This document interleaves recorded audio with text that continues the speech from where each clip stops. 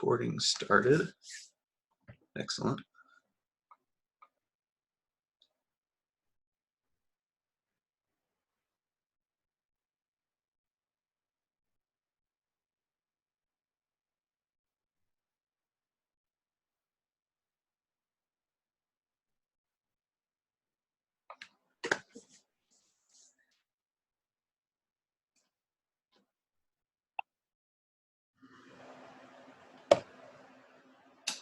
Hey, Patrick.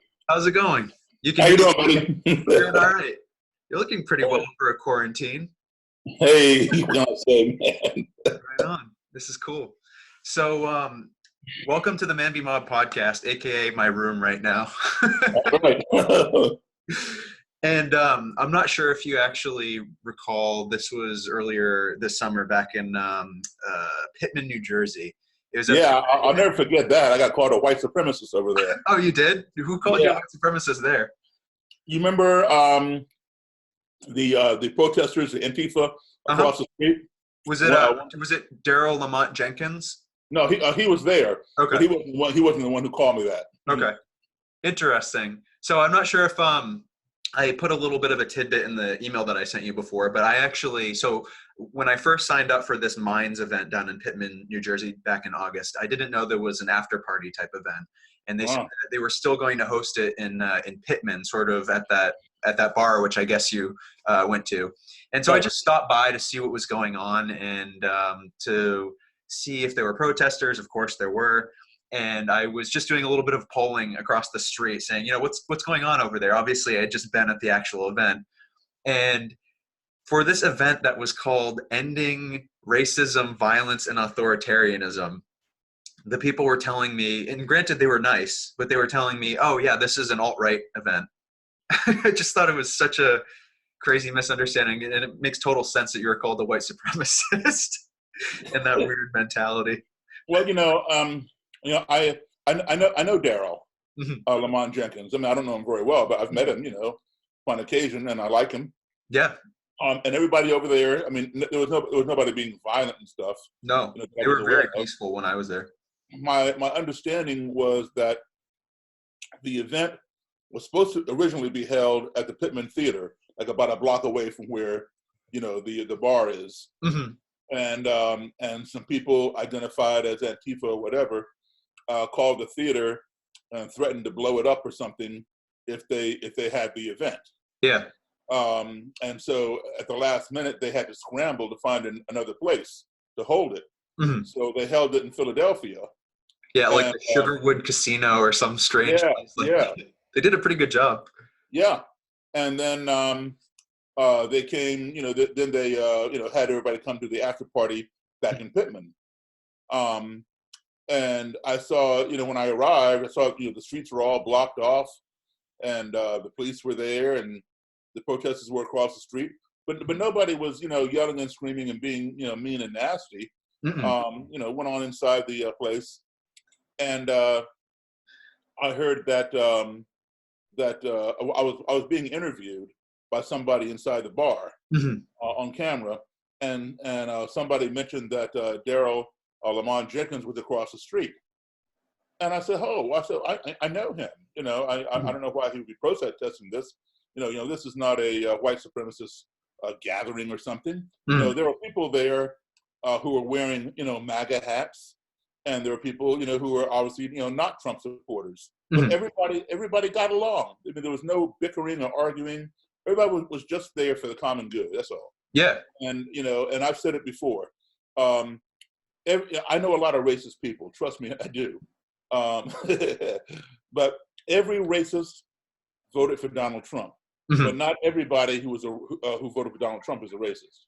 That's exactly right. Yeah. That's what I've been trying to let people know. Exactly. And, a lot of them were there and we all got along fine. And when I heard somebody mention that Daryl was across the street, I said, hey, go over there and invite him over. I said, he's a friend of mine. I know him. If he wants to come over and speak and say something or whatever, he's welcome. Invite him over. I couldn't go over right then because I was being interviewed. Sure. And so a couple of people went over there, and he had said no. He declined or whatever. Yeah, the optics of that are a little odd. It's kind of like crossing no man's land. Yeah, and then somebody said, well, there's nothing in there but white supremacists. And the guy said to the other person who was there, wasn't Daryl, another person there, said, no, that's not true. Daryl Davis is in there. And the guy said, well, Daryl Davis is a white supremacist. Yeah. Yep. Which is like, there's nothing, you get to a certain point in these arguments where you just kind of have to back away and say, all right, I can't do anything with that. When you say that, the battle's lost. I'm sorry. Yeah. It's over. Pretty much. It was pretty entertaining because I had actually discovered both you and the other Daryl through Netflix documentaries, different ones. Yours, Accidental Courtesy, which I highly recommend everybody watch. And then there's also the other one, Alt-Right Age of Rage. And I just happened to recognize this other Daryl from that documentary sitting over on the other side of the street. I was like, hey, weren't you in a movie on Netflix? He goes, oh yeah, you're talking about Alt-Right Age of Rage. And he goes, yeah, it's interesting. A bunch of people recognize me from that.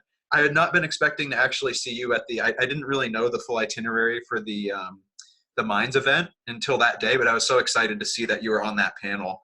That was a pretty cool experience. But I basically, the bulk of what I wanted to talk about today was I didn't want to have you rehash previous discussions that you've had on other podcasts and things like that. Basically, I wanted to talk with you sort of about the origins of some of the things that you've seen, having talked to all these different people. Like, are there any trends, any particular commonalities among them? I think about this stuff. Yeah. The commonality, you mean among the different groups of white supremacy? Is that what you're talking about? Exactly. The individuals and the groups, I suppose. Okay, well, the individuals and groups. Just to name a few of the groups, you have different various neo-Nazi parties, NSM. You have different Klan groups, different alt-right groups, white power skinheads, all that kind of stuff, and of course individuals. The common denominator is something that the media does not seem to address or want to address, and that's the shift that's going to happen in 2042. This is of great concern to a lot of these people. It is well predicted. Well, let me give you some background. I just turned 62 last week, and thank you. And when I was a kid, the Black population in this country was 12%. Native Americans were just under 1%. Hispanics were like 2 and 3%. Asians 4%. And whites were like 84, 86%. Sure. Today, and the census will show it, but now we're in the census again, right? Today, Black people remain at 12%. We have not grown. It's at 12.6. I mean, nothing. We remain at 12%. Native Americans remain at 1%. Asians have grown to 6%, but Hispanics, Latinos have grown, they say, between 13 and 17%. Okay, so there's that shift coming, right?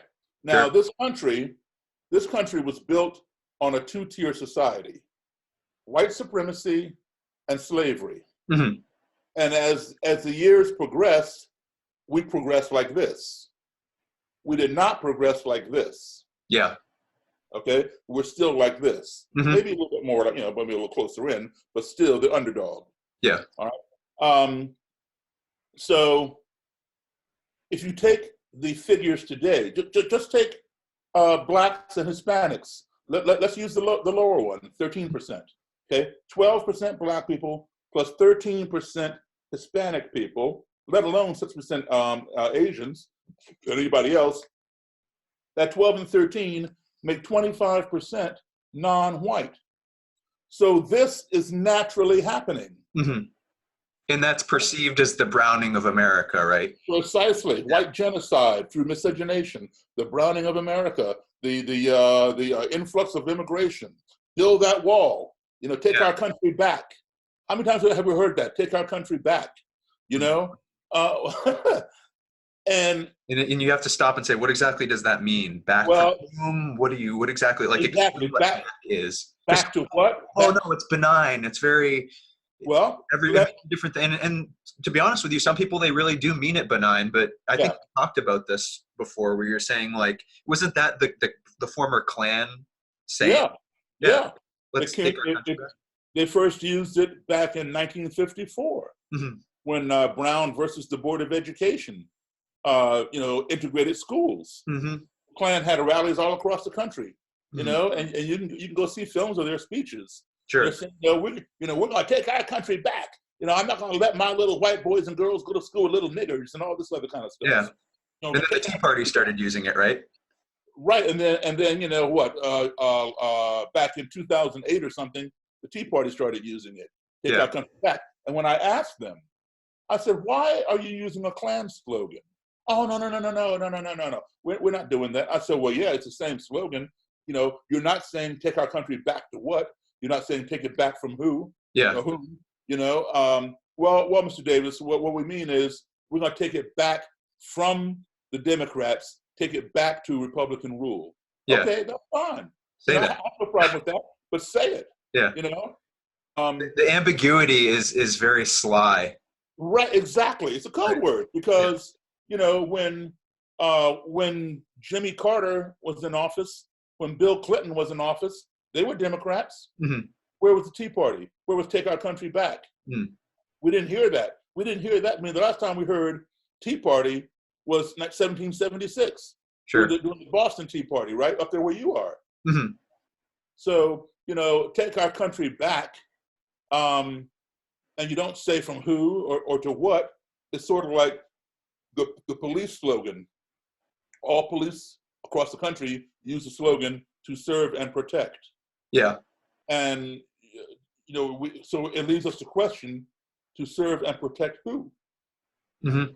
It should be to serve and protect the community in which we work or which we serve or whatever. Sure. But whenever somebody gets shot 40 times for holding their cell phone and nobody wants to talk about it, and Mm-hmm. the cop gets off, it makes us think, oh, to serve and protect each other. Yeah. Yeah, those sayings could be a lot of them could be updated in a much better way to be a lot clearer. It's Well, the term DWB. Is it driving while black?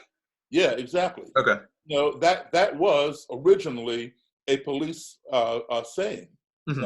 acronym, because you've seen somebody get pulled over, and there are like 6 police cars there. Mm. For what? When when it's just one person doing nothing, maybe speeding or something. Yeah. Why are there so many cars there? And how do all these cars know how to come there? Well, because they hear about it over the radio through the dispatch. There's a stop going on or whatever. Mm-hmm. Well, back in the day, when white cops wanted to signal other white cops of the same mindset, Yeah. they would say, "Hey, I got a DWB at 14th and Main." Well, all the other white cops tuned into that phrase.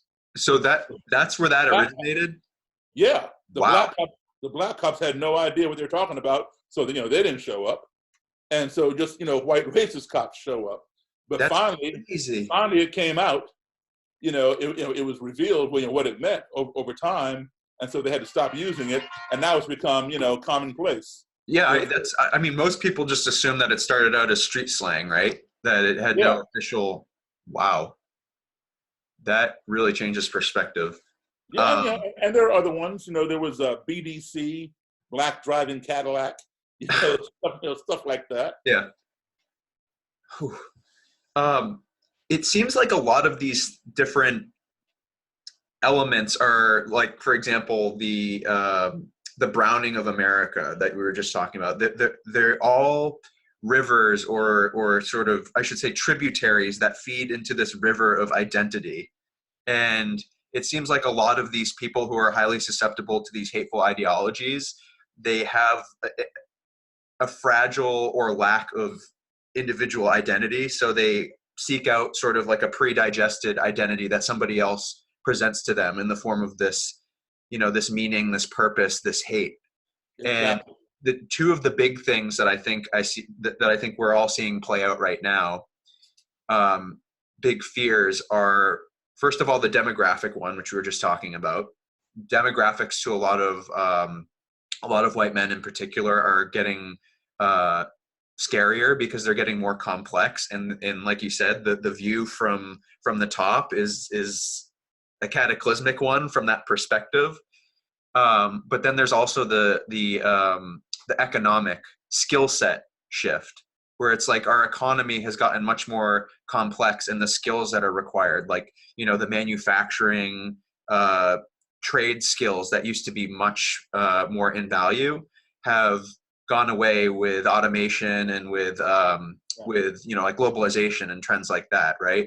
So when you have this compiling of the two, the areas that are hardest hit are the areas that we see that have spiked the most with these ideologies, right? Yes, and also just to dovetail into what you were saying, Uh-huh. Yes, a lot of them have been replaced, as you put it, by automation, absolutely, and that's going to continue. Yeah. With development and robotics and all this other kind of stuff. But also, you have people, white Americans especially, who've been working certain jobs for generations. Sure. Like let's say coal miners. Mm-hmm. All right, in rural Pennsylvania or West Virginia, their great granddaddy dug coal, and went on down through the line. A lot of them didn't go to college, right out of high school, if not before, they started working in the coal mines. And now all of a sudden, the companies that own the coal mines are laying them off and hiring immigrants, be them legal or illegal, usually from Mexico or South America or someplace like that, to do the job. And they're paying them, that much money, where they were paying the white workers that much money before, right? Sure. So it's a question of greed. And the money that they're paying these newcomers, is pennies to us, but is a lot of money to them compared to what they would make in their own country. So they're happy to do the job, right? And Sure. so the company, out of greed, is making a ton more money and not paying out as much. So the Klan, so these people are now laid off. These white people who were never racist, they could care less about what's going on out there in the world. All they know is digging coal. They have no other job. The only job they know how to do is dig coal. If you give them a broom and told them to sweep the floor, they wouldn't know how to do it. They know how to dig coal. Right? So now they're out of work. They can't pay their mortgage. They can't put food on their table or clothe their kids or whatever. So the Klan will come into, or the alt-right, whoever, will come into a town like that and hold a rally and say, look, the blacks have the NAACP, the Jews have the ADL. Nobody stands up for the white man but the Klan. Come join us. We're going to get your jobs back. We're going to take back our country. Blah, blah, blah, right? And you can't even put food on your family's table. You can't put clothes on your kids' back because some spick or some niggers got your job. Your job's not gone, but you are. Why? You've worked for that company all your life, from generation to generation, and now you're being replaced. Come on, you're an American. And so these people who were never racist before, because when you're making money and you're happy, Sure. You're happy for everybody else. They began thinking, well, maybe they got a point there. Here, give me an application. Let me fill it out. And so they're being recruited into this because they're vulnerable. The economics become the gateway, right? Precisely. Yeah. That reminds me of, so I've heard you say this before, how the white supremacy ideologies started to distinguish themselves from each other because they started to get bad PR over time. So it was like, white supremacy, then it was white separatism, then white nationalism. Right. So I'm sure that through all of your conversations with people on the far right and the racist right, that you've heard the story of Ruby Ridge and Randy Weaver, right? Sure. So it's an interesting story for a lot of reasons, but one of the veins that I've been following is how he and his wife moved to this rural Idaho town, and the nearest group apparently is this Aryan Nations white nationalist group, right? Or white supremacist group. And I've read a couple different things on it and seen a couple documentaries, but recently I was reading a book by a guy named John Ronson called Them, Adventures with Extremists. And he's this Jewish journalist who goes around sort of doing a little bit like what you do or what Louis Theroux does to different areas. And he spent some time with Randy Weaver himself. And, I don't know how much you can trust this explanation, but he was saying that he actually, just like what you were saying, his trips to this white supremacist compound were actually more just based out of necessity and human contact rather than believing the ideology. Mm-hmm. And he was saying how he would actually get in arguments with these guys because, he had some zany beliefs himself, obviously. He believed in this new world order being like, a really terrible thing, but their belief was that this new world order was this cabal of Jews, right? And he was saying, no, I don't think this new world order thing is like a specific group of people, but we still need to worry about it anyway. So that's at least how he was explaining it. Right. And I think that's interesting because the media really latched on to the white supremacy narrative, and that became and there were tons of white supremacists that supported Randy Weaver, right? But like, it becomes a very strange, like, some of it's true, some of it's a mirage. It becomes hard to follow. Yeah. And, there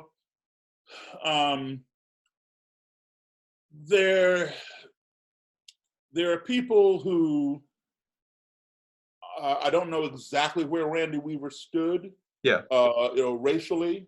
Mm-hmm. I never met Randy Weaver. I've seen his daughter be interviewed. Mm-hmm. I've read some things, that Randy Weaver has said, this, that, and the other.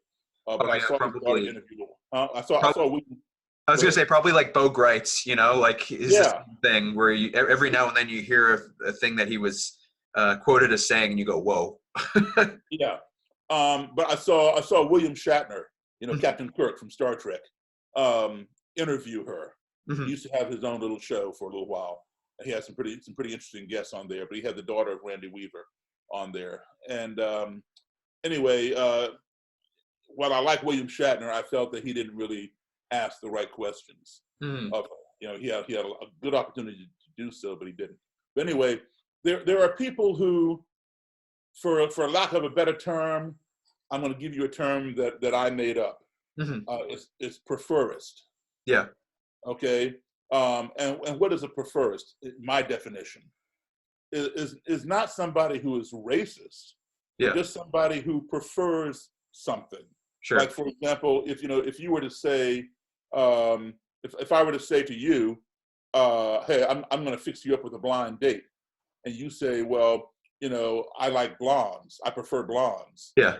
That's fine. Sure. Brunettes might, don't turn you on, or redheads or brunette, whatever else doesn't turn you on. Blondes are what you like.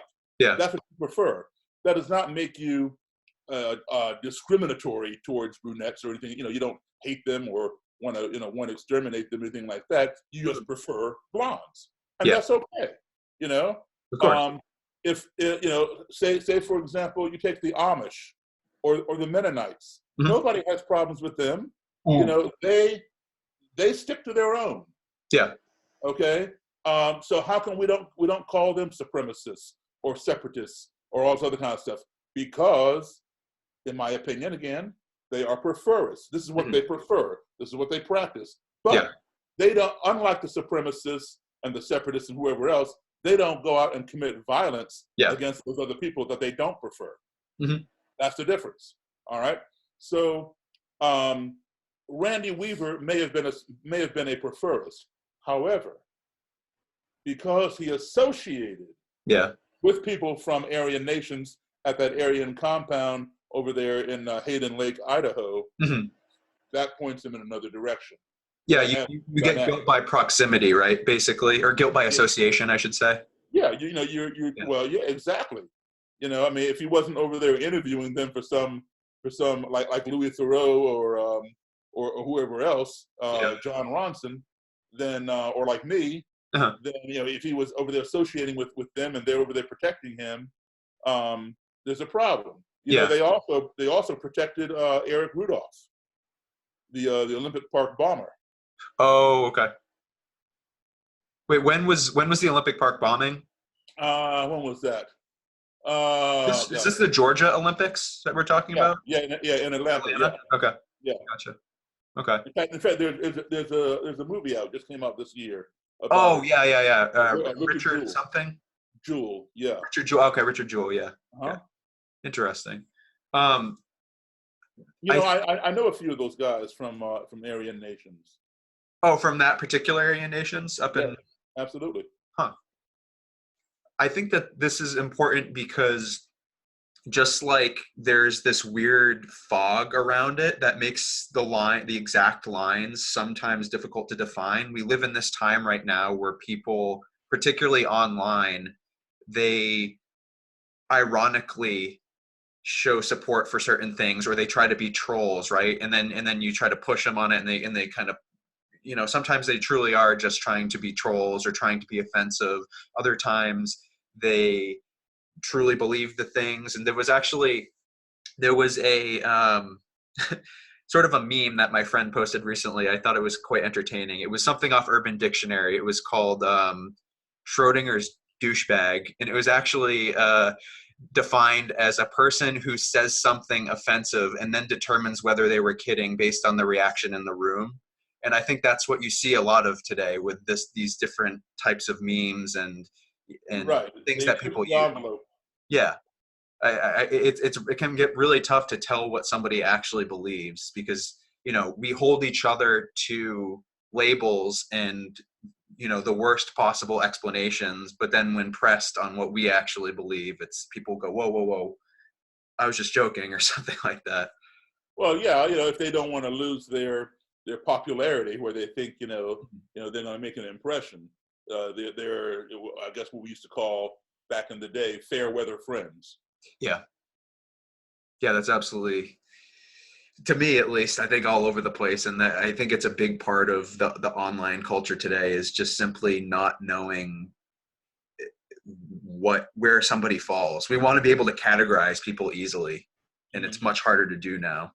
And there's a lot of cross-platform, where blacks are okay with me, but it's those Hispanics that I don't like. Yeah. Well, okay, I'm not a racist. I like blacks, but it's the Hispanics that I don't like. Well, yes, you are a racist.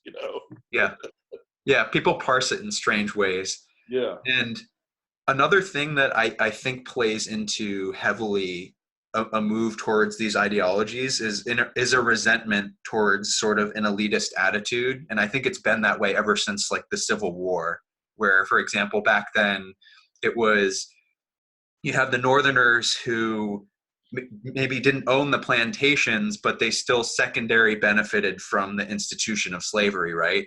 And then there was this moral line that was drawn, and all of a sudden it was sort of like, hey, and of course there was tons of bigotry in the South, but there was also sort of like, we're going to put all of the fault on that group, and trying to like overly moralize and call people from particularly, below the Mason-Dixon line, like Hicks and yokels and things like that. I think a lot of that plays into this, like, it's almost a defiance, taking on these ideologies as a defiance, like the rebel spirit lives on. Yeah. Right? And, you still see a lot of that today, even. Yeah. And, there's always been rivalry between KKK groups. All right. Except for back in the day when it first started. When it first started, you had one Ku Klux Klan. That was it. One Klan, and that one Klan had chapters of itself around the country. Today, there is no Ku Klux Klan. There are Ku Klux Klans, plural, because they've all splintered off of the original, and each one of them is autonomous. They all use the name Ku Klux Klan. You might have the Dixie Knights of the Ku Klux Klan. the Confederate Knights of the Ku Klux Klan, the Invisible Empire Knights, on and on and on. These are all separate Klan groups. While they all believe the same thing, they all use the same passwords and colors on their robes to signify their rank, and same bylaws pretty much. They are separate groups, and they're rivals with each other. If you see them out in public together, for whatever reason, like a Unite the Right rally or something like that, Sure. They will hold a united front. But behind closed doors, they do not like each other. They hate each other. Each one thinks we're the real Klan, and that's a wannabe Klan. That kind of thing. All right. I forgot where I was going with this. Well, what I was talking about before was how the resentment and the defiance aspect of it, maybe it connected to that, the different types of clans that you're talking about. Yeah, keep going. It'll come in a second. I was saying how sort of like this rebel spirit ever since. Yeah, I got it. You said rebel. Yep. So there still is today, along those lines that I just gave you, but also in regards to what you're saying, the North and the South. Okay, the clans in the South, every rally, every march, every demonstration they have, they fly not only their Klan flag, but the Confederate flag, the rebel flag. Yeah. Okay. The ones in the North don't do that, and the ones in the South, will say, I'm honoring my ancestors, my great grandfather who fought in the Confederacy. Yeah. And so they want to fly that flag or whatever. They say, this is not about hate. This is about heritage. Sure. It's about hate, as well, because that was the battle flag, and the battle was over slavery. Let's be honest, it was over slavery. Now, here's the thing. In the North, the clans, while they may not, consider Black people to be equals or want their daughter, intermarrying some other race or something, they don't fly that rebel flag because their great-great-great-grandfather fought where? In the Union against the people who were flying those flags. The clans up North don't have respect for that flag. In honor of their ancestors. So there you have that rivalry as well, even though they both don't like Black people. You understand what I'm saying? Yeah, I mean, this is just too nuanced for most people, it seems. Right. Unfortunately, like most people don't want to understand it to a deeper level because they say like, whatever, I just want a quick label. Right. And as you said on the Joe Rogan podcast, you were saying how the Confederacy actually has people who were Jewish and Black who fought for it as well. And like when you were talking about the Charlottesville protests, you said like, why not invite those ancestors of the Confederacy if you're truly about heritage? I know Black people who honor the Confederacy. Right? My ancestors. I'm a descendant of slaves. Yeah. My ancestors fought in the Confederacy. Right? Now, slaves had to fight for their slave masters. They had no choice. Okay, so they fought in the Confederacy. Now, while I honor my ancestors, because without them I wouldn't be here. I do not honor the Confederacy myself. There are Black people who do honor the Confederacy. I know some personally. And they're good people. They don't condone slavery at all. But they honor the Confederacy because of their heritage. That's all. Okay? Me, I prefer not to honor the Confederacy, but I'll honor my heritage another way. And all you have to do is Google Black Confederates. And you'll see all kinds of Black people waving Confederate flags and stuff. I bet that's not a common Google search. It's probably not a common Google search, but I mean, I've seen it. But anyway, I've seen it live, not just on Google. But and there are also Jews. See, let me go back. In the original Ku Klux Klan, when it was first formed, it was created in December of 1865.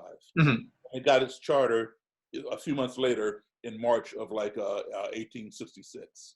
All right. In the original Klan, there were Jews and there were Blacks. I'm sorry, not Blacks. There were Jews and there were Catholics. Because the Klan was simply a reflection of the Confederacy. And in the Confederacy, there were Jews, and there were Catholics, and there were Protestants. All right, that's what made up the Confederacy. In the South, there were a lot of Jewish slave owners. Okay, there were a lot of Catholic slave owners. So they did not want to give up that free money, that free labor. All right, so they fought together in the Confederacy. And when the Confederacy was over and the Klan was established, there were Jews and there were Catholics.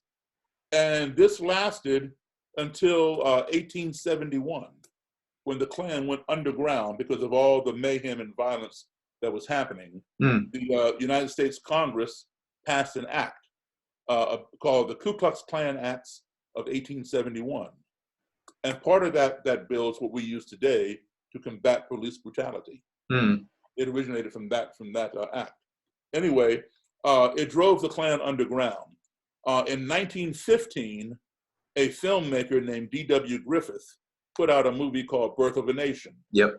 And that sparked a lot of interest back in the Klan again, nostalgia, right? So the Klan was reborn in 1915.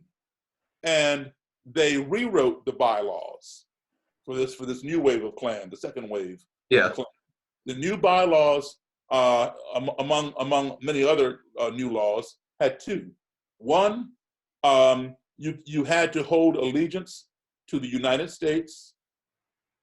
You could not reveal Klan business to an alien. Okay. You had to be. How alien was defined? Was that defined as somebody who wasn't in the Klan or somebody? That's correct. Gotcha.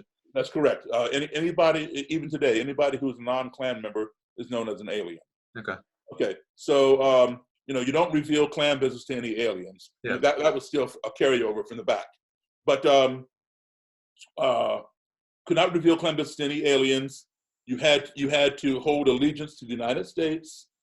You had to believe in Jesus. Be a Christian. You had to be a Christian and believe in Jesus Christ as your Lord and Savior. All right. So that automatically barred Jews for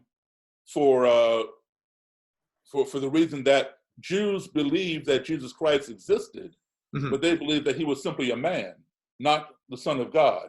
Yeah. And they did not view him as their Lord and Savior.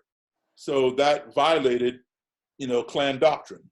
So they were barred from joining. Catholics were barred at this point for two reasons. One, again, you had to hold allegiance to the United States. All right. Catholics hold their allegiance to where? To the Pope. And where's the Pope? He's in the Vatican. Where's the Vatican? In Rome, Italy. So you're not holding allegiance to the United States. That's one strike against Catholics. The second strike was you cannot reveal Klan business to an alien. So if a Catholic were to go out and do some night riding, meaning lynch somebody or bomb somebody's church or drag them behind a truck or something like that, where does that Catholic go? To confession. And guess what? The priest in the booth is an alien. So you're revealing Klan business to an alien. So there was that law there, because if you reveal that business to the alien, that alien might go and tell the police, and then the whole Klan gets in trouble. So Catholics were barred. Surprisingly thought out. Yeah, absolutely. So so white Anglo-Saxon Protestants made up the second wave of the Klan. But over time, the membership began dwindling. It especially began dwindling in the 1930s and stuff, when this big grand imperial wizard got in trouble for murdering someone, a journalist in Indiana. His name was D.C. Stevenson, and he murdered this lady journalist named Madge Oberholzer. And that just kind of shot the whole Klan down. Indiana had over 1 million members itself in the Klan. He's the one, D.C. Stevenson, put governors in office, all kinds of people in office. The Klan was that powerful. So anyway, when the numbers went down, by the 1970s, they decided to let Catholics join the Klan. So that way they could open up the doors. Because after all, Catholics do believe in Jesus and they believe in God, blah, blah, blah. So they in order to increase membership, they allowed Catholics in. They've never allowed Jews in. So now you have Catholics and Protestants in the Klan in order to increase membership. Was that the wave that Harry Truman came in on?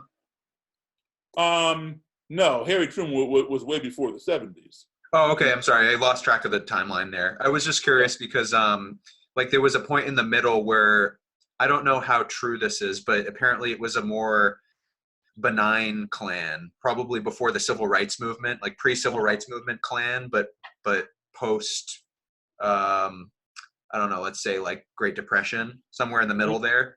Now, Harry Truman did join the Klan.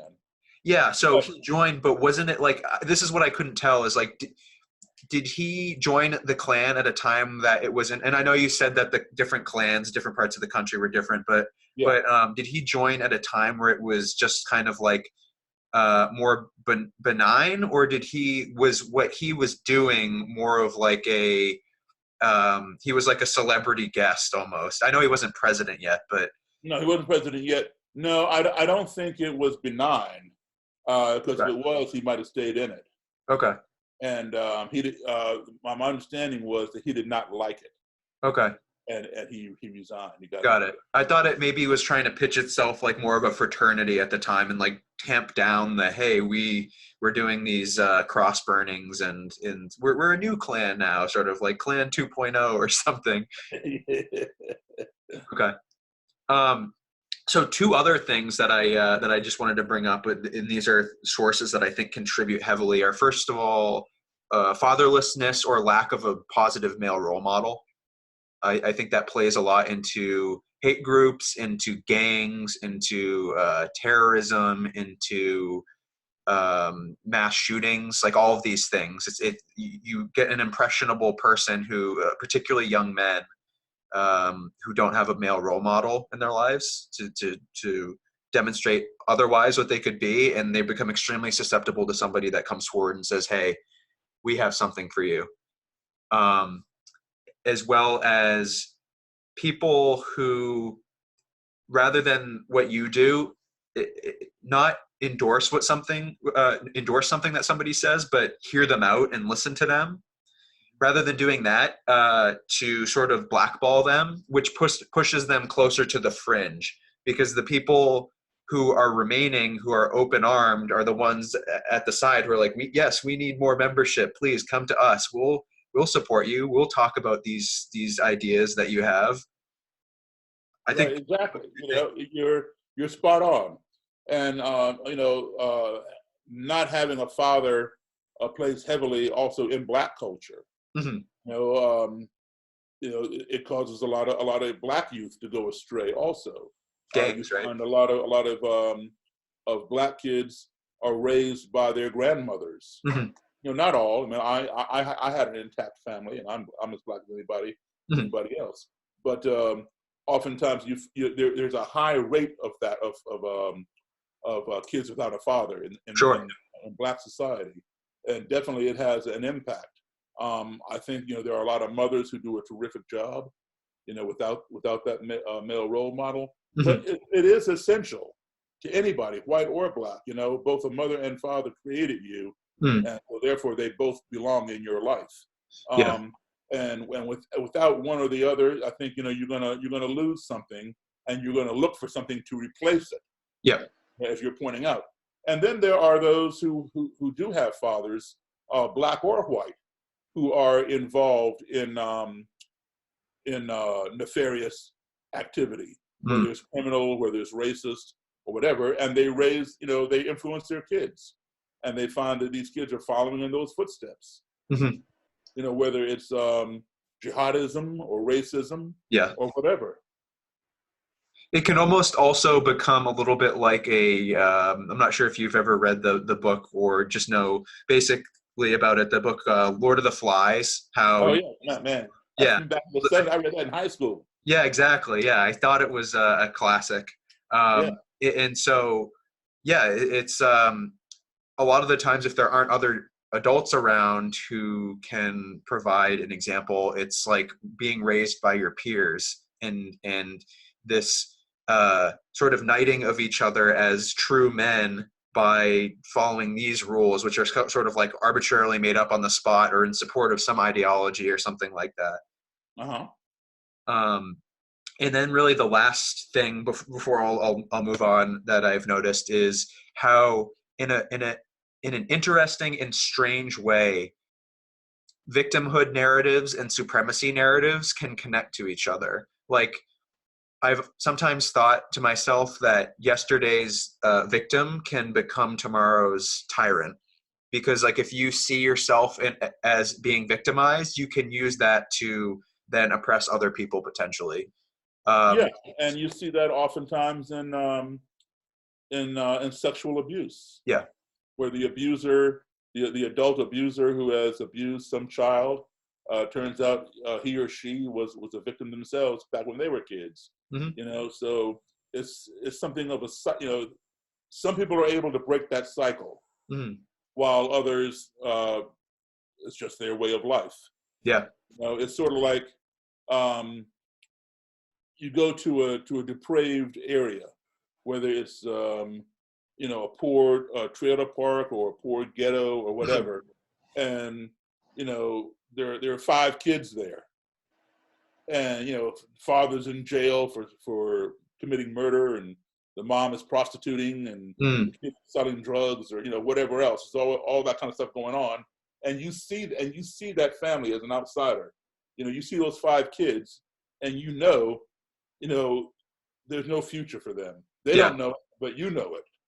And you think, you know, 3 or 4 of those kids are going to be dead, but you know, before they turn 25, or Mm. they're going to be in jail or something. Mm-hmm. Well, somehow one of those 5 kids somehow manages to become a lawyer or a doctor or something. You know, you hear these stories, you know, out of the ghetto, out of the whatever, and Mm. you know, the guy was you know, a doctor. She's, you know, she became whatever. How does that happen when you have 5 kids raised in the same household, in the same environment, and everybody on that block, you know, is involved in something, Yeah. standing on the corner selling drugs or prostituting or whatever else is going on, you know, fencing stolen goods, you know, everybody, or gang, you know, gang banging or whatever. Mm-hmm. How does that one person in the same family manage to get out? What is in that particular person's DNA that is not in his siblings? Mm-hmm. That's what we need to figure out. Yeah, I am honestly constantly thinking about nature and nurture, and how these different anomalous situations arise. It's really quite a difficult puzzle. I'm always thinking about that. Um, I think that this idea of the sort of supremacy and victimhood can also somewhat be used to explain, you know, this trope of, and it was kind of like Hitler's original thing, was this Jewish world conspiracy, right? Like, I Right. think that there's been a history, obviously, of anti-Semitism, and some amount of the conspiracy comes from the fact that Jews are disproportionately represented in a lot of positions of power, like in Hollywood and in banking and things like that. So the idea is, okay, this has to be a conspiracy where they're all working together as this cabal and controlling us like puppeteers, right? What I actually think happens is that some small number of hyper successful Jews are basically they are greedy, and that's another example of like that feeds into a stereotype. But obviously, like any small number of any group is going to be like greedy or have some bad aspect to them, and then they probably justify what they're doing to themselves by saying like, well, there's been a history of anti-Semitism, I want to like rise above this or help my people or something like that. So like that victimhood mentality, and I mean there is actual victimization, I'm not trying to diminish that, but like that can feed into sort of like a supremacy mentality too. The same thing with you know, like white people in positions of power, anybody in a position of power, where if they come from a group, or if they had an occurrence in their life that makes them feel like a victim, then they're going to like behave in a way that is sort of like antisocial or Retaliatory. supremacist in a type of way, potentially. Yeah. Or retaliatory. You're retaliatory, yeah. Yeah, but you're absolutely right, and that small percentage, plays across all demographics. Yeah. I wouldn't say Jewish people have a monopoly on it by any means. Exactly. Yeah. And just to point out also, I think everybody has a culture, Mm-hmm. and each culture is endowed with certain skills and abilities, Mm. that they have because that's what they practice in their culture. Yeah. It's not that they are better people than somebody else or that another culture cannot learn it. It's just what is practiced in that particular culture. Okay. That's exactly right. Yeah. Yeah. And so, Jewish people are very, very meticulous. Now I'm being stereotypical now, of course. Mm-hmm. For the most part, they're very meticulous. They did establish the banking system in Mm-hmm. this country. The bank where you have your accounts, where I have my accounts. Were all set up, by Jews way back in the day. Mm-hmm. And by the way, some of that was based on anti-Semitism and being pushed into roles that eventually became like very lucrative and important, right? Yes, exactly. And Jews in banking because that's not a desirable thing. Right. And also, you pointed out Hollywood. Sure, Hollywood. Mm-hmm. A lot of the movie studios, Metro Goldwyn Mayer. Yeah. MGM. A lot of these big Hollywood productions. Dare we say it, Weinstein Company? Exactly, and a lot of the TV stations and networks have presidents, Jewish presidents. Mm-hmm. A lot of the media, newspapers, and things like that. But that does not mean that they're conspiring to only help out their own, because there have been numerous examples of Jews who have given other people, such as blacks. Mm-hmm. Jews co-founded the NAACP. Mm-hmm. And taught these black people how to run it. Sure. And that's something that we don't hear a lot about, or nor do we give credit for. Well, it's all about the filter that you look at reality through, right? Exactly. The thing of it is instead of trying to secure our culture and this and the other, we should spend time learning from other cultures, mm-hmm. and sharing our culture with others. It does not mean that you are being a race traitor or whatever else. It makes you more worldly the more you can learn. Black people have certain skills in their culture and things. Mm-hmm. For example, this a lot of Klansmen actually, would say that black people have smaller brains than white people. I've heard that argument. Yeah, and they especially there was a lot of that when a book called The Bell Curve came out, which was I've actually read it. Yeah, it was a bunch of nonsense as far as I'm concerned. Mm-hmm. But anyway, of course they don't read it; they just take little excerpts from it and twist it to suit their narrative. Yeah, about the Klan, and they point out SAT scores. Yes. In this country, blacks, score tremendously lower mm-hmm. than whites in this country.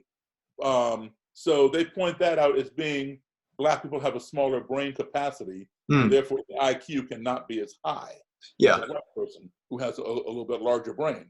Well, what I do then is I point out, yes, let's go. Let me stipulate. Let me give you the benefit of the doubt. Yeah. Okay, so my brain is smaller than yours, but that does not make you superior to me or make you superior to everybody else, because in this country, the people who score the highest on the SATs are the Chinese people, the Chinese students. Yeah. So obviously their brain must be bigger than white people's brains, right? They are the real supreme ones that you need to look up to, right? And so that kind of shuts them down. Yeah. On that argument. Actually, this is where it would get even more difficult for them to defend the belief. Is in the book, it puts Ashkenazi Jews at the top. So these people that theoretically are saying that white people are supreme would have to then explain why Jews are more supreme than them, who they already have anti-Semitic feelings towards. So if they really were to flesh out this book that they selectively choose from, then, and by the way, I'm glad actually that you bring up the bell curve, because that's a book that, so there's this new generation of bigotry that, and I'm sure that you've noticed it, is like it's not the clan of your grandfather or your father, Right. where like there's a new generation. Hate is taking on a new face, where it's like, it's more buttoned up, it's more Richard Spencer or Jared Taylor type, right? I know both those guys very well. Yeah, using like intellectualism rather than just spouting off different um, different words and being just like obviously outright hateful. Yeah. So um, I went ahead and ordered the bell curve, and I read the bell curve, and I actually have to say that when you read it, you go, oh my word, this is extremely convincing. It's just using scientific argumentation. How could anybody refute this? And I was actually thinking through it for a while. I'm like, this is disturbing. Like, most people who say the bell curve is terrible just haven't read the bell curve. Most people haven't. And I was thinking, oh my God, there's something in this that's like, I don't know if it's like has hateful origins, but it's like, this is scientific. And then I went on to read another book called The Mismeasure of Man by Stephen Jay Gould. And it was basically an argument against the bell curve. And what it did was it talked about how the data that was accumulated for the basis of the bell curve arguments was so filtered through generations of like preconceived notions that it was terrible data. Like, have you ever heard of Morton, the guy that collected human skulls? He's Yeah. like the basis of I think his name was like Calvin Candy or something like that in the movie Django Unchained. Like Leonardo DiCaprio's character, he has a skull collection.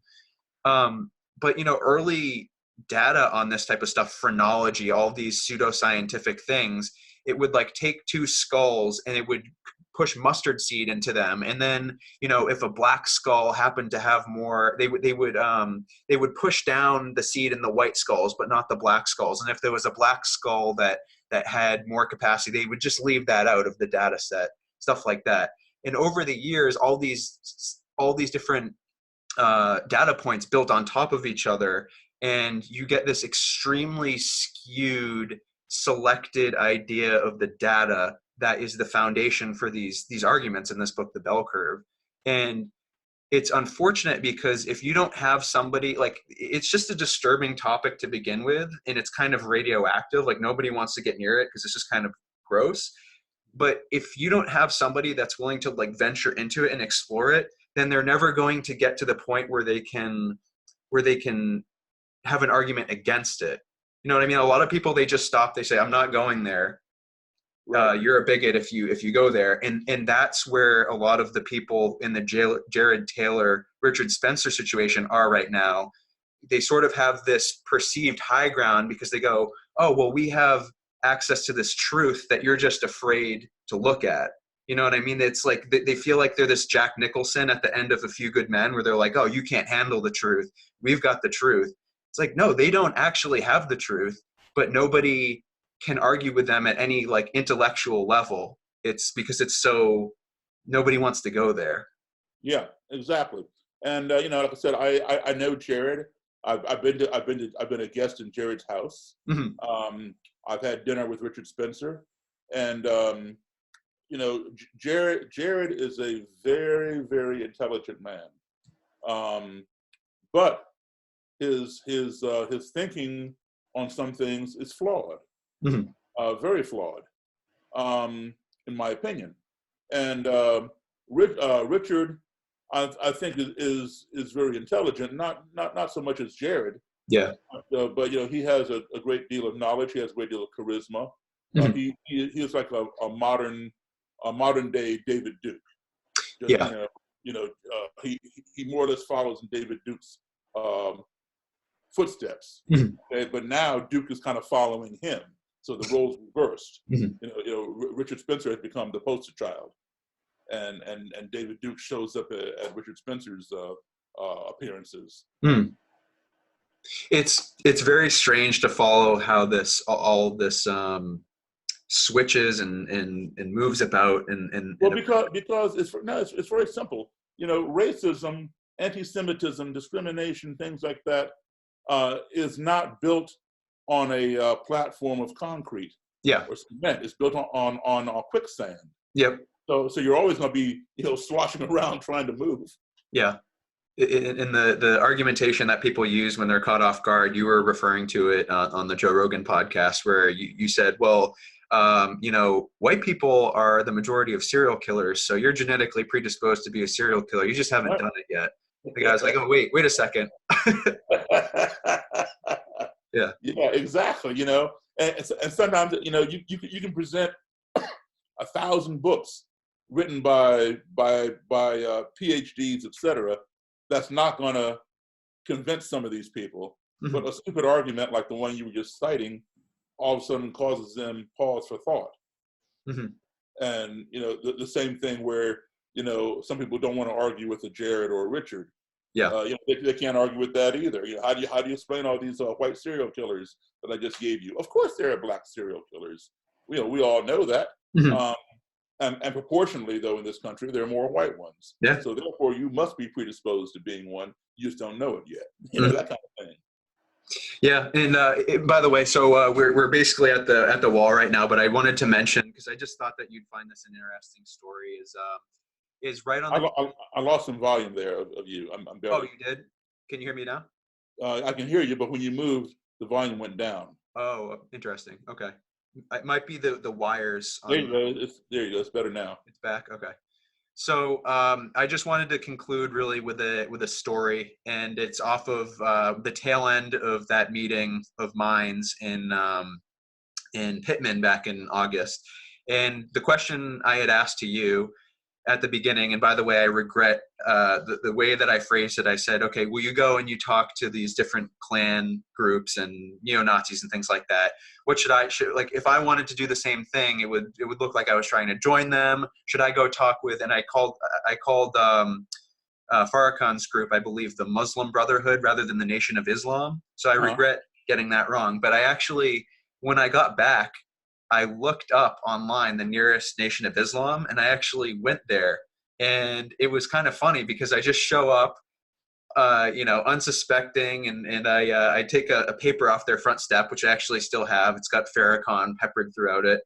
And then I was just going to go up basically and like ring the doorbell, or so. I didn't really know what I was doing. I was just going to see and immediately took one step onto the front, and 3 dudes come in. There was one guy waiting in a car on the side. There was a couple other guys waiting nearby. I go, whoa, what are you doing? What are you doing?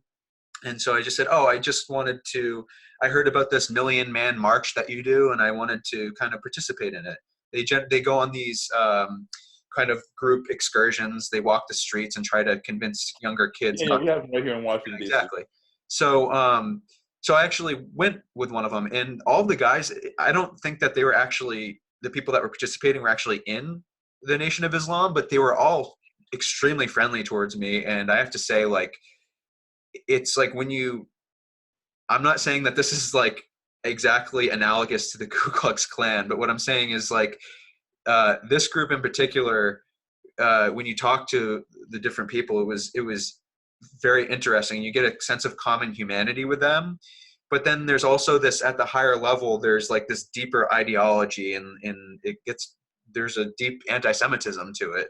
And it's interesting how, the Nation of Islam and the Ku Klux Klan can in some circumstances actually get along with each other because they have that shared ideology. Absolutely. Farrakhan has spoken at Klan functions and things like that. Mm-hmm. Okay, because at the end of the day, they both are purists. Mm. They both believe in separation of the races, mm-hmm. no miscegenation. Yeah. All right? So as long, that's what white people want. They don't want the browning of America, so to speak, right? Yeah. They don't want to miscegenate. They don't want any black people dating their daughters and their whoever, females. And same thing with Nation of Islam. They want purity of the black race. Mm-hmm. Right? Now, note I said Nation of Islam. Yeah. I didn't say Islam. Yeah. Nation of Islam is a sect. Yeah. A small sect at that. A black nationalist or a black, Exactly. what term? Because, you know, Black nationalist, black power? yeah, black nationalists. Okay. The Klan claims to be Christian, Mm-hmm. but they certainly don't represent the Christianity that I know. Yeah. You know, they're a small sect of what they want to call Christianity. You know, and so we always have to be clear when we talk about that, because in this country, a lot of people think, you know, they see Nation of Islam because it's here, and they view all of Islam as being like that. Mm-hmm. You know, and that's not the case. Just like, you know, the people who bombed on 9/11, you know, the trade centers and the Pentagon, it does not represent all Muslims and Islam at all. Mm-hmm. You know, that represents a fundamental, you know, terroristic sect of it. Yeah. Just like, you know, we have Christians like the Klan or whoever. Mm-hmm. They go to church on Sunday and worship God, and then they go out and hang somebody on Monday. Mm. You know, in fact, this is a saying that this Klansman, he was in the Klan for a long time, did a lot of bad things, and he got out, and he became you know, when he was in the Klan, he preached Christianity, and he's out doing all these bad things. Yeah. But when he got out of the Klan, after seeing all his wrongs and being helped by people that, you know, that he hated, he became a minister, a real Christian, a minister, and he did a lot of good things. He died a few years ago, but anyway, he said, and I quote him, he said, "You cannot be a Sunday saint and a Monday ain't." That's awesome. That's actually, by the way, I don't know if you ever saw American History X, but that's basically the Derek Vineyard story right there. It boggles my mind what people reconcile in their brains, the different ideas, like, oh, I'm going to be a giving Christian, but I'm going to hate this group or something like that. Right. This dissonance that exists in everybody's head must just be really strange. So I guess the thing that I'm going to end on is your quote. Maybe I'm getting this a little bit incorrect, but the gist of it was, we're living in space age times with Stone Age minds, so we need to do better. That was your quote. I really like that quote. Absolutely. All right. Thank you, Daryl. Thank you so much for coming on with me today. Thank you again. Have me back anytime. I really appreciate it. Take care, Daryl. Take care.